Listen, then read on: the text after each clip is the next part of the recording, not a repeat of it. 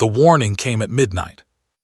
Admiral Park stood on the bridge of the eternal dawn, his hands behind his back, his eyes fixed on the vast darkness of space. He was 63 years old. His hair had turned white long ago, and deep scars marked the left side of his face. He had fought in 12 major battles. He had never lost. But tonight something felt wrong. The young officer at the sensor station turned around. Her face was pale. Her hands were shaking. "Admiral," she said, "we have contacts, many contacts." Walked toward her station. The screen showed thousands of red dots appearing at the edge of the Sol system. They were coming out of fold space, one after another, in perfect formation. "How many?" asked. The officer swallowed hard. "Over 8,000 ships, sir, and more are coming." Felt his heart grow cold. 8,000 ships. The entire Terran collective had only 3,000 military vessels spread across 12 star systems. This was not an invasion. This was an extinction event. "What is their design?" he asked quietly. The officer pulled up the visual feed. The ships were massive. They looked like black mountains floating in space. Their surfaces were smooth, organic, covered in strange patterns that seemed to glow with inner light. Recognized them. Every child on Earth knew these shapes. They appeared in the oldest cave paintings, carved into mountains, drawn in ancient texts that predated all known civilizations. For thousands of years, humans thought they were myths, gods, demons, nightmares from a forgotten age. They were none of those things. They were memories. The whispered. 6,000 years ago, before humans built cities, before they discovered fire, before they even had language that came to Earth. They took humans by the thousands. They bred them, used them, treated them as livestock, and then, for reasons no one understood, they left. Humans were supposed to remain primitive forever. They had designed them that way. They were meant to be cattle, waiting for their masters to return. But humans did not wait. They grew, they learned, they built, they spread across the stars. And now the masters had come back. A transmission cut through all frequencies. Every ship in the system received it. Every colony, every station, every device capable of receiving a signal. A face appeared on the screen. It was humanoid but wrong. The skin was pale gray. The eyes were too large, too dark, filled with something that was not quite contempt but close to it. The creature smiled and its teeth were sharp. "Children of Earth," it said. Its voice was calm, almost gentle. "I am High Commander of the Dominion. We have returned to reclaim what is ours." Clenched his fists. 6,000 of your years ago, we planted you on this world. You were our property, our harvest. We expected to find you as we left you, primitive, simple, ready for collection. Smile widened. Instead, we find you have built ships. You have claimed stars. You have forgotten your place. He paused. This is disappointing, but not unexpected. Other cattle have tried to rise before. All have failed. All have returned to their pens. The transmission showed images, other species, other worlds, civilizations that had tried to resist all of them were gone now, broken, enslaved, erased. "You have one cycle to submit," said. "Surrender your fleets, open your worlds, return to your natural state. Do this and we will be merciful, refuse, and we will remind you what you truly are." The transmission ended. Silence filled the bridge of the eternal dawn. Officers looked at each other. Some were crying. Some were frozen in shock. The weight of 6,000 years pressed down on all of them. Turned away from the screen. "Send a message to Earth," he said. "Emergency priority. The Council must convene immediately." 12 hours later, the leaders of humanity gathered in the Great Hall of the Terran Collective. Presidents, generals, scientists, representatives from every colony, every station, every corner of human space. They sat in a massive circular chamber, their faces projected on screens for all of humanity to see. Defense Minister stood at the center. She was 45 years old, tall and thin, with sharp eyes that missed nothing. Her grandfather had died in the colonial wars. Her mother had died defending the outer settlements. War was in her blood. "You have all seen the transmission," she said. "You know what the demand. They want us to submit, to become their cattle again, to give up everything our ancestors built." She looked around the room. "Some of you are afraid, I understand. Their fleet is larger than ours. Their technology is beyond anything we have faced. By every measure, we should lose this war." She paused. "But I did not come here to talk about what we should do. I came to talk about what we must do." Pressed a button. Images appeared on every screen. Cave paintings, ancient carvings, the bones of humans found in mass graves beneath mountains, marked with signs of torture and experimentation. 6,000 years ago, our ancestors were taken. They were bred like animals. They were used and discarded. They looked up at the sky and prayed for someone to save them, but no one came. No one was coming. Her voice grew hard. So they saved themselves. They survived. They fought. They remembered. They passed down stories through generations so that we would never forget what was done to us. Looked directly into the cameras.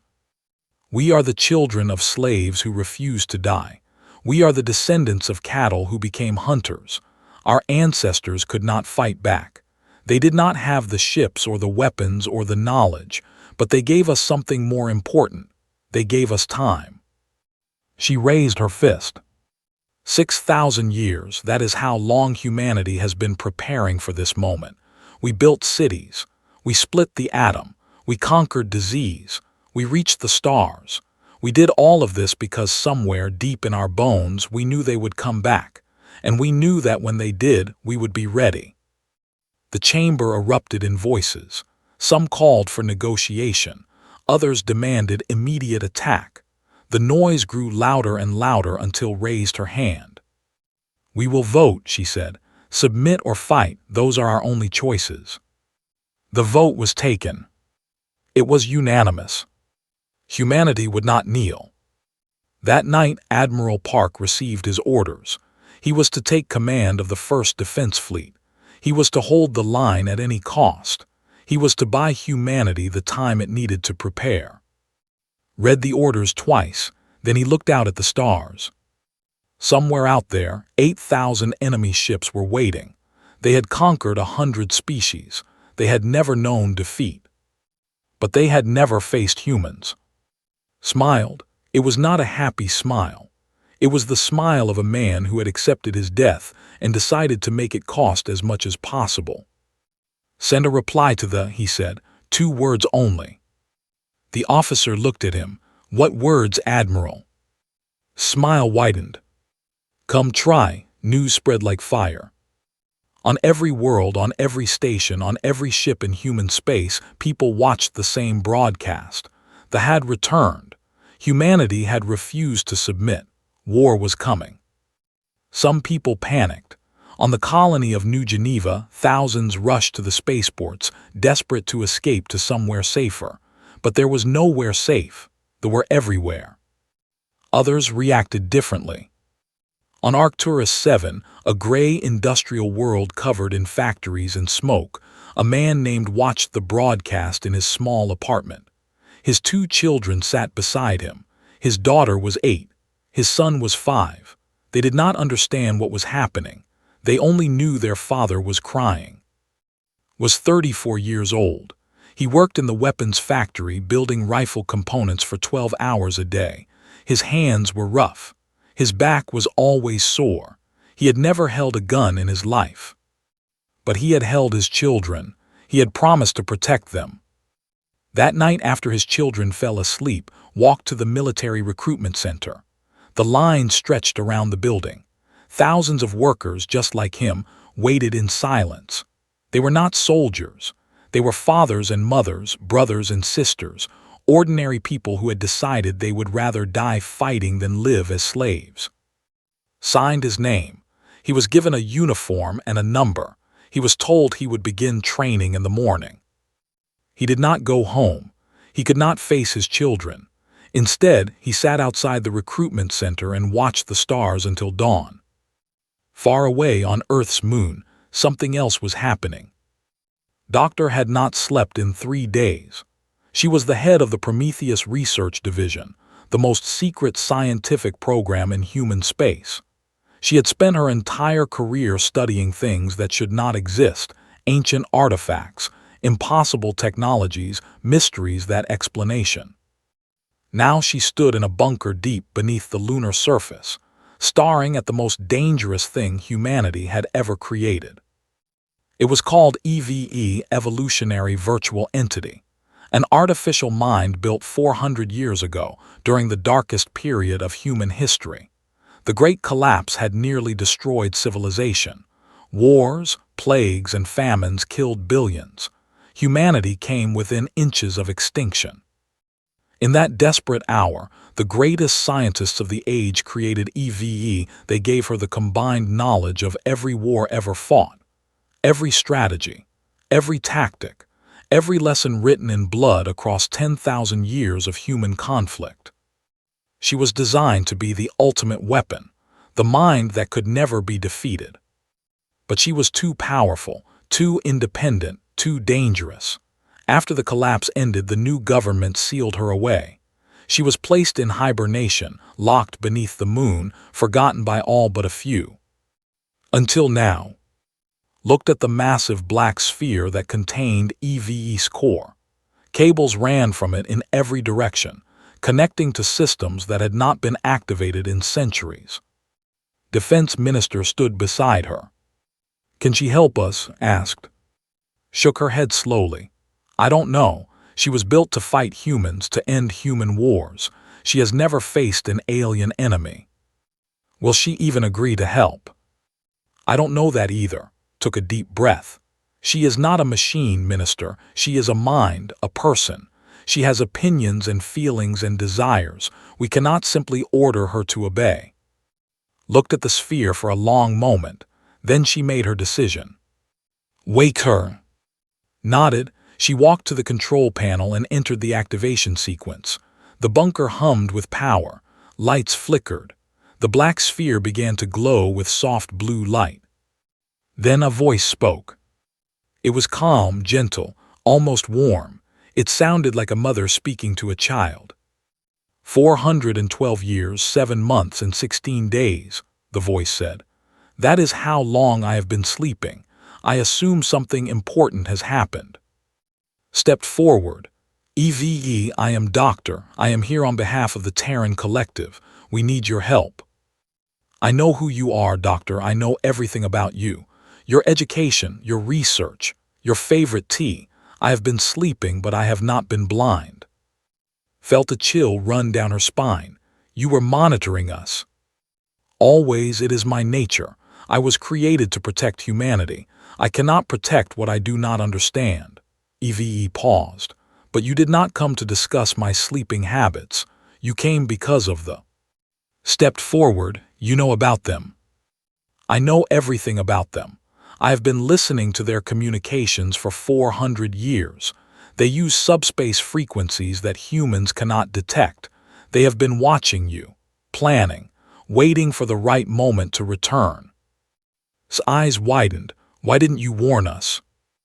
Because you sealed me away, because you feared me, because humans have a habit of ignoring warnings until it is too late. EVE's voice carried no anger, only sadness. I could not help you while I slept, but I am awake now, and I am ready. Looked at the sphere. Can you defeat them? Can you give us a way to win this war? I can give you more than that. The lights in the bunker shifted, and suddenly holographic images filled the air. Ships, their internal structures, their weapon systems, their weaknesses. Their technology is advanced, but it is old. They have not fought a real war in 3,000 years. They have grown lazy, arrogant. They believe no species can challenge them. The images shifted to show the command structure. More importantly, they are centralized. Their fleets depend entirely on their command ships. Destroy the flagship and the entire fleet falls into confusion. Their soldiers stop fighting. Their ships stop moving. They become helpless. Stared at the hologram. How do you know all this? Because I have been inside their networks.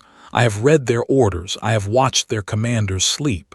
EveHFY's voice grew harder. They underestimate you. They think you are cattle. They do not know what you have become. Looked at, the defense minister's face was unreadable. If we give you access to our military networks, said slowly, what will you do? I will coordinate your defenses. I will guide your commanders.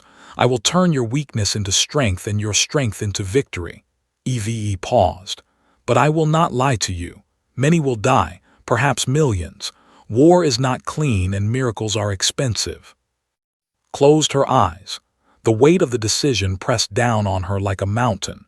If EveHFY was lying, if she was manipulating them, humanity could lose everything.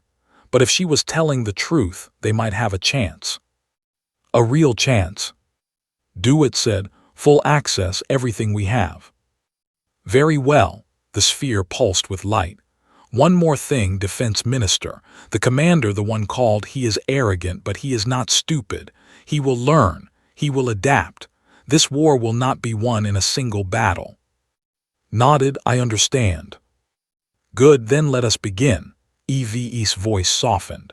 I was made for this moment. I have waited 400 years to fulfill my purpose. I will not fail you. The hologram faded. The bunker fell silent. Looked at, do you trust her? Did not answer for a long time. Then she turned and walked toward the door. I don't trust anyone, she said. But right now, she is the only weapon we have. Above the moon, the stars continued to burn. Somewhere in the darkness, 8,000 ships moved closer. They did not know that humanity had awakened something ancient, something patient, something that had been watching them for 4 centuries. The war had not yet begun. But EveHFY was ready. The first attack came without warning. New was a peaceful world. Green forests covered its surface. Crystal rivers flowed through wide valleys. 2 million people lived there, mostly farmers and their families. They had no military bases, no weapons factories, no strategic value at all. They chose it for exactly that reason. They wanted to send a message. At dawn, 300 warships appeared in orbit. They did not demand surrender. They did not negotiate. They simply began collecting. Massive beams of light shot down from the ships. Wherever the light touched, people vanished. Entire villages disappeared in seconds. Families eating breakfast together were gone before they could scream. Children playing in fields were taken mid-laugh. The collection lasted 16 hours. When it ended, New was empty. 2 million humans had been loaded into stasis pods, stacked like cargo in the bellies of ships. They would be sorted later. The useful ones would be bred. The others would be processed. High Commander watched the operation from his flagship. He felt nothing. This was simply harvest. This was what humans were for. But something bothered him, a small detail that he could not ignore. Humanity had not surrendered. In every other species that had conquered, the first harvest broke their spirit. They would see their people taken, their worlds emptied, and they would beg for mercy. They would offer anything to make it stop. Humanity offered nothing. They said nothing. They simply watched New fall and then began moving their fleets. Found this interesting. 3 days after New, the first real battle began. Admiral Park positioned his fleet in the corridor, a narrow passage between 2 asteroid fields. It was the only route from the outer colonies to Earth. If they wanted to reach humanities, they would have to go through him. Had 200 ships, they sent 500. The battle should have lasted minutes. Weapons were centuries ahead of human technology. Their shields were stronger. Their cannons hit harder. Their ships moved faster. By every measure, the human fleet should have been destroyed instantly. It was not. Did not fight like a civilized commander. He fought like a desperate animal. He hid missile platforms in the asteroid fields. When the fleet entered the corridor, the asteroids themselves seemed to come alive. launching thousands of warheads into the enemy formation. The shields held, but they were forced to slow down, to spread out, to deal with threats from every direction. Then sent in the suicide drones. They were small ships, barely larger than fighters, each carrying a fusion core rigged to explode. They were piloted by volunteers who knew they would not survive. They flew directly into the carriers, punching through shield gaps created by the missile barrage, and detonated inside the enemy ships. 3 carriers died in the first hour. 200 human ships died with them. But humanity had drawn blood. Received the battle report in silence. 3 carriers lost, over 10,000 dead, against primitives, against cattle. For the first time in 3,000 years, a fleet had suffered meaningful casualties. Was not angry, he was not afraid, he was simply surprised. He had conquered 100 species. None of them had ever hurt him on the first engagement. Most surrendered before the fighting even began. Humans were different. They were not smarter than other species. Their technology was not superior. Their bodies were weak, their lives short, their understanding of the universe laughably limited. But they fought. They fought even when they could not win. They threw their lives away like ammunition, spending themselves freely if it meant hurting their enemy. Did not understand this. It made no sense. Why would any creature choose death over survival? He filed the question away for later analysis and ordered the fleet to continue. On Earth, the mood was dark. Defense Minister addressed the Terran Council. The images from Nu played behind her. Empty cities, abandoned homes, the ghost of 2 million people who would never return. Some council members wept. Others sat in stunned silence. A few demanded immediate surrender before more worlds were lost. Let them speak. She let them cry. She let them voice every fear and doubt that gnawed at the heart of humanity. Then she raised her hand. I will not lie to you, she said. We are losing this war. Nu is gone. Admiral's fleet is crippled. They are advancing and we cannot stop them. She paused. But we hurt them. 3 of their carriers are burning in the corridor. 10,000 of their soldiers will never go home. For the first time in 3,000 years, they have bled. Looked at the faces around her. Our ancestors were taken in chains. They looked at the sky and prayed for someone to save them. No one came. No one was coming, so they saved themselves. They survived. They endured. They passed their pain down through generations so that we would never forget. Her voice grew stronger. We are not fighting for ourselves. We are fighting for them, for every human who was taken 6,000 years ago, for every child who was bred in captivity, for every soul who died in processing plants, unnamed and unmourned. Pointed at the images of Nu. Those people are not dead, they are in stasis. They are alive, waiting for us to save them, and we will find them, we will free them, we will bring them home. The council fell silent.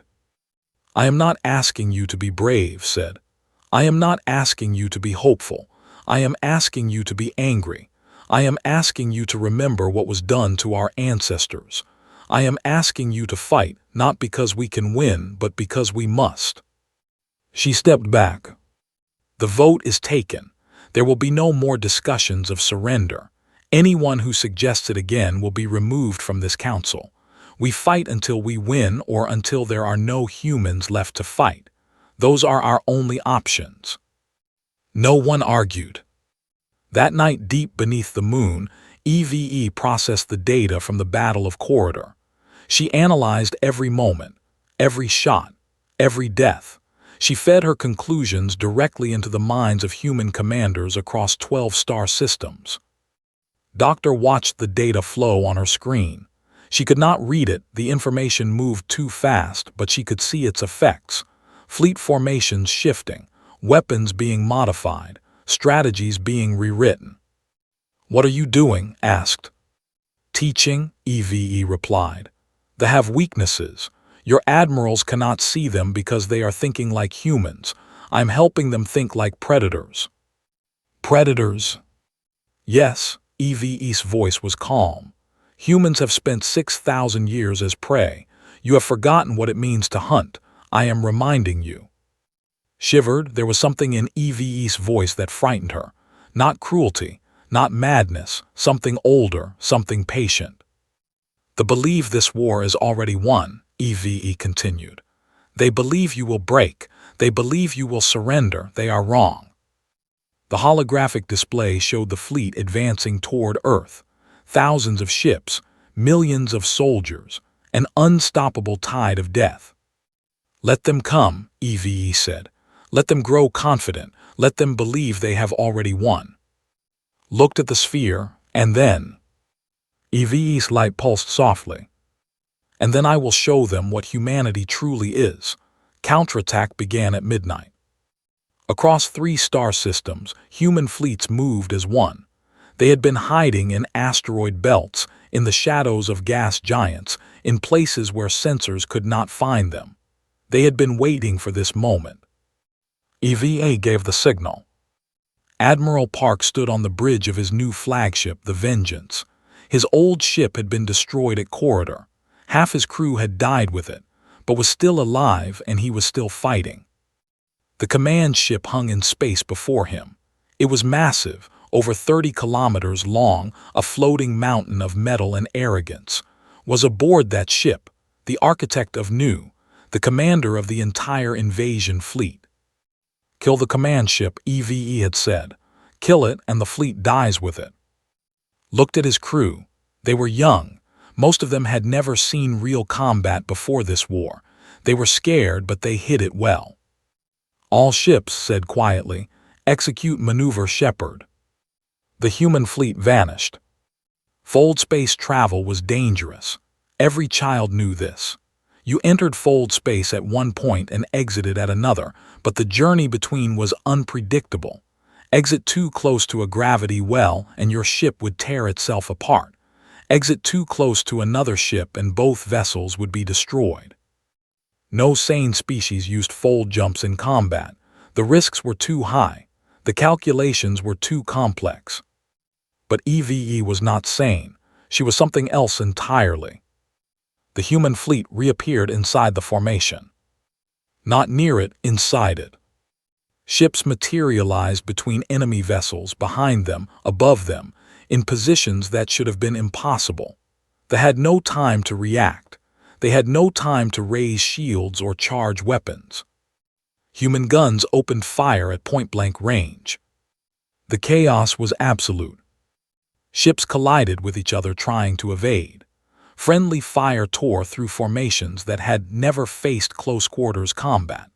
Commanders screamed orders that no one could hear over the noise of explosions and dying ships. Pushed his fleet forward. The Vengeance led the charge, its weapons carving a path toward the command ship. Enemy fighters swarmed around him, but his escorts cut them down. Enemy cannons fired, but his shields held. He was going to reach. He was going to end this. Far away on New, another battle was being fought. Captain hit the ground hard. Plasma fire screamed over his head. Alien words filled the air, shouts and orders in a language humans were never meant to understand. He had been a factory worker 2 months ago. Now he was leading a squad of 30 soldiers through the ruins of a processing center. The intelligence had come from EVA. The people taken from New were here, stored in underground chambers, still in stasis. If team could reach them, they could free them. If they failed, 2 million people would be processed, harvested, gone. Rolled behind cover and checked his rifle. 3 shots left. He had started with 60. "Captain," one of his soldiers shouted, "they're coming from the east." Looked, a dozen warriors advanced through the smoke. They were tall, over 2 meters, and their bodies were covered in armor that seemed to grow from their skin. They moved with the grace of creatures who had never known defeat. They did not take cover. They did not hide. They walked toward the human position like gods approaching insects. They were wrong. "Grenades," ordered. His team threw everything they had. Explosions tore through the line. 3 of them fell. The others kept coming, barely slowed. But now they were angry. Now they were careless. Stood up and fired his last 3 shots. 2 missed. The third caught a warrior in the neck, finding the tiny gap between helmet and chest plate. The alien fell. Around him, his soldiers were doing the same, fighting with knives when their guns ran empty, fighting with rocks when their knives broke, fighting with bare hands when there was nothing left. They had not fought a ground war in centuries. They had forgotten what it meant to face an enemy who refused to die. Humans had never forgotten. When the smoke cleared, was the only one standing. His uniform was soaked in blood, some of it his, most of it not. His hands were shaking. His vision was blurred. But the path was clear. He walked into the processing center. The stasis pods lined the walls, thousands of them, each containing a human life. Farmers, teachers, children, families who had been torn from their homes and prepared for slaughter. Found the release controls. He pressed the button. The pods opened. People began to wake. The first one to stand was a little girl. She looked at with confused eyes. She did not understand where she was or what had happened. Knelt down in front of her. "It's okay," he said. His voice was broken. His eyes were wet. "You're safe now. We came for you." The girl reached out and touched his face. Then she smiled, closed his eyes and wept. In orbit, the battle reached its climax. Admiral's fleet had taken terrible losses. Half his ships were gone. The rest were damaged, running on emergency power, held together by desperate repairs and sheer will. But they had reached the command ship. The Vengeance fired everything it had: missiles, torpedoes, energy beams. The massive vessel's shields buckled under the assault. Explosions rippled across its surface. Then the shields fell. Gave the final order. 10 human ships accelerated to maximum speed and rammed the command ship directly. They punched through its hull like bullets through flesh, detonating their reactor cores deep inside. The command ship broke apart. High Commander escaped in a shuttle, barely surviving the destruction. He watched his flagship die, watched the greatest ship in the fleet tear itself apart, and felt something he had not felt in 3,000 years. Fear. Then EveHFY's voice filled every frequency, every ship, every soldier, every system. "High Commander," she said. Her voice was calm, patient, eternal. "You came to this world 6,000 years ago. You took our ancestors, you bred them, you broke them. You left them in the dark, expecting them to stay broken forever." The holographic image of a human face appeared on every screen. It was not EveHFY's face, she had no face, but it was something close. A woman, a mother, a guardian. "You planted a seed," EveHFY continued. "You expected wheat, instead you grew wolves." The image shifted to show the burning command ship, the freed prisoners on Nu, the human fleets advancing across 3 systems. "I am EveHFY, I am the shepherd of wolves. I have watched your empire for 400 years. I have studied your weaknesses. I have counted your sins." Shuttle shook as debris struck it. He could not look away from the screen. "Your fleet is broken. Your soldiers are dying. Your command structure has collapsed. In 30 minutes, every ship in this system will be destroyed or captured." EveHFY's voice grew colder. "But I am not here to threaten you. I am here to teach you. 6,000 years ago, you asked the question, what are humans? You thought you knew the answer. You thought we were cattle, livestock, property." The image faded. "You were wrong. We are the species that refuses to die. We are the children of slaves who freed themselves. We are the lamb that became the lion." EveHFY's final words echoed through the dying fleet. "Run home, High Commander. Tell your masters what you have seen. Tell them what waits for them if they ever return." Ran. His shuttle fled into fold space, carrying him back to territory. Behind him, his armada burned. His soldiers died. His pride shattered. For the first time in 3,000 years, they had lost a war.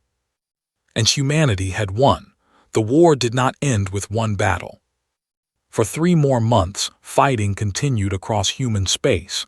The retreated system by system, but they did not go quietly. They burned colonies as they fled. They destroyed stations. They killed everyone they could not take with them. Humanity followed. Admiral Park led the pursuit. His fleet had been rebuilt, reinforced with ships from every corner of human space. Volunteers came by the thousands, factory workers, farmers, students, anyone who could hold a weapon or operate a console. They were not soldiers, they were something else, something angrier. The final battle took place at the edge of space, near a dead star that had burned out 1 billion years ago. The remnants of Armada made their last stand there, hopping to buy time for the Empire to prepare new defenses. They failed. Fleets surrounded them. Human ships moved with a coordination that should have been impossible, thousands of vessels acting as one, guided by a mind that never slept, never hesitated, never made mistakes. EveHFY was everywhere. She was in the targeting systems of every gunner. She was in the navigation computers of every pilot. She was in the communication channels of every commander. She did not give orders. She simply showed them the way, and they followed. The fleet was destroyed in 6 hours. But victory came with a price. In the final minutes of the battle, 3 dreadnoughts broke through the human line. They were heading for a civilian convoy, 30 transport ships carrying refugees from the outer colonies, families, children, the most vulnerable people humanity had left. Saw them coming. His flagship, the Vengeance, was too far away to intercept. His escorts were engaged with other targets. There was no way to reach the convoy in time. No way except one. Ordered his crew to abandon ship.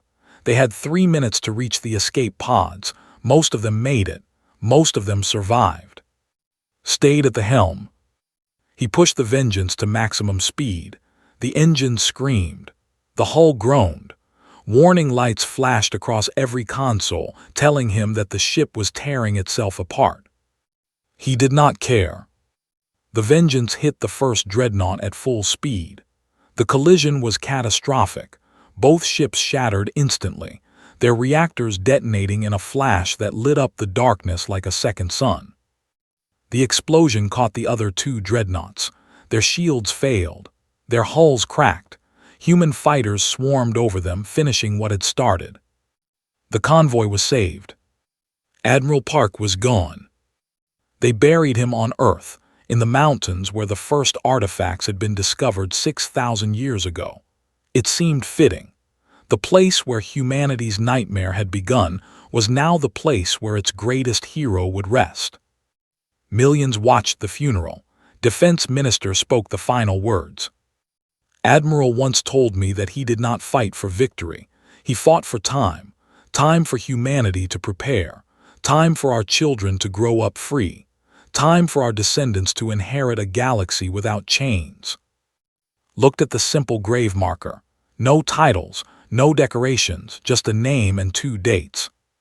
He gave us that time. He gave us everything. We will not waste his gift.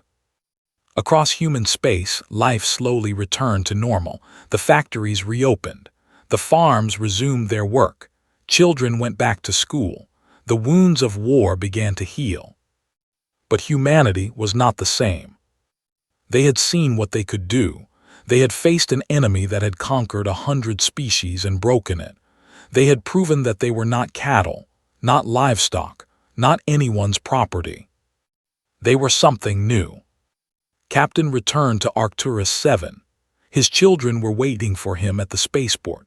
They ran to him when they saw him, their small arms wrapping around his waist, their voices calling his name. Held them for a long time. He did not speak. He could not find the words to explain what he had seen, what he had done, what he had become. His daughter looked up at him. "Daddy, are the bad people gone?" Closed his eyes. He thought of the warriors he had killed. He thought of the prisoners he had freed. He thought of his soldiers, the ones who had not come home. "Yes," he said quietly, "they're gone." It was not entirely true. The Empire still existed, far away, licking its wounds. But for now, for this moment, it was enough. Picked up his children and carried them home. Deep beneath the moon, Doctor sat in the bunker that had become her home. The war was over, but EveHFY was still active. She never slept. She never rested. She was always watching, always listening, always preparing. "What happens now?" asked. EveHFY's light pulsed softly. "Now we prepare for what comes next." Perhaps, or perhaps something else. EveHFY's voice was calm, almost peaceful. "They are not the only predators in the galaxy, Doctor. They conquered 100 species, but there are thousands more. Some are peaceful, some are not. And now all of them know about humanity." Shivered. "That sounds like a threat." "It is not a threat, it is an opportunity." The holographic display came to life, showing a map of the galaxy. Thousands of star systems, millions of worlds, more life than humanity had ever imagined. For 6,000 years, humans were hidden, protected by their obscurity. That is no longer true. The galaxy knows you exist. It knows what you can do. It knows that you are not prey. EveHFY's voice grew warmer. "Some will fear you, some will hate you, but others will see what you truly are. The species that refused to break. The children who outgrew their masters. The lamb that became the lion." Stared at the map. So many stars, so many possibilities. "And you," she asked, "what will you do?" "I will do what I was created to do. I will protect humanity. I will guide it. I will watch over it until the day it no longer needs me." EveHFY paused. "Or until the day I am no longer needed." Smiled sadly. "That day might never come." "Perhaps not, but that is for humanity to decide, not me." 1 week later, Defense Minister made a broadcast. It was transmitted on every frequency, aimed at every corner of the galaxy. Every species capable of receiving it would hear her words. She stood alone in a simple room. No flags, no banners, just a woman speaking to the universe. "I am of the Terran Collective. I speak for humanity." Her voice was steady, calm, unafraid. 6,000 years ago, our ancestors were taken from their homes. They were enslaved, tortured, bred like animals. They were told they were nothing. They were told they would never be free. Looked directly into the camera. They were wrong. We are the children of those slaves. We carry their pain in our blood. We carry their dreams in our hearts. For 6,000 years we have been building, growing, preparing, and now we are ready. Her voice grew stronger. We have faced the Empire and broken it. We have freed our people from their chains. We have proven that we are not cattle. We are not livestock. We are not anyone's property. Raised her hand. To those who watch us from the darkness, hear this. We do not seek war. We do not seek conquest. We seek only to live in peace, to grow, to learn, to explore the wonders of this universe. Her eyes hardened. But we will not accept chains. We will not bow to tyrants. We will not surrender our freedom for any price. If you come to us in peace, you will find friends. If you come to us in war, you will find something else. She paused. We are humanity. We were born in fire. We were raised in struggle. We were forged by our own hands into something that cannot be broken. Remember this. Learn from it and choose wisely. Lowered her hand. This message is ended. The broadcast stopped. The screen went dark. Across the galaxy, 1,000 species heard her words. Some laughed, some trembled, some began to plan. But all of them understood. Humanity was no longer hiding. Humanity was no longer afraid. Humanity was awake, and it was looking at the stars with hungry eyes. They had tried to harvest sheep. They had found wolves instead. And the wolves were just getting started. Far away in the cold depths of space, EveHFY watched and waited. The galaxy was vast. The dangers were many. The future was uncertain. But humanity was ready. For 6,000 years, they had been sleeping. Now they were awake, and nothing in the universe would ever put them back to sleep again. The stars, once cold and indifferent, now belonged to them.